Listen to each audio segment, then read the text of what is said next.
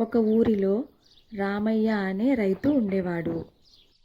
అతను చాలా కష్టపడి పనిచేసేవాడు. కానీ సంతోషంగా ఉండేవాడు కాదు. ఏదో అశాంతి, దిగులు ఉండేది.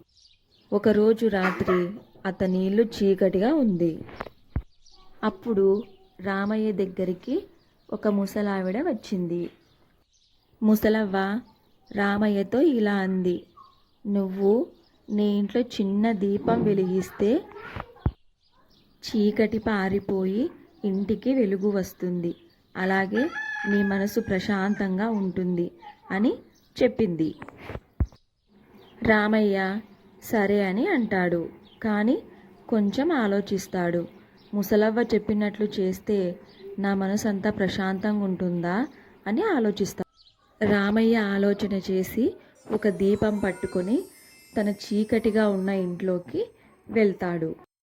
ఒక చిన్న దీపం తన ఇంటినే మార్చేస్తుంది.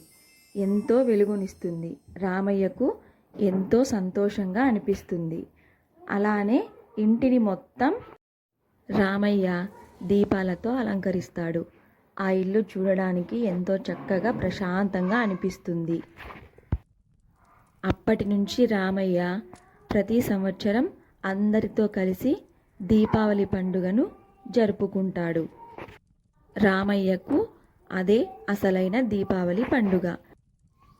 నా జీవితంలో వచ్చిన వెలుగు మీ జీవితాల్లో కూడా రావాలని మనస్ఫూర్తిగా కోరుకుంటున్నాను.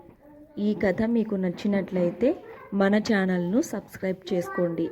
ఇలాంటి మంచి కథలు మరెన్నో మనమందరం కలిసి తెలుసుకుందాం.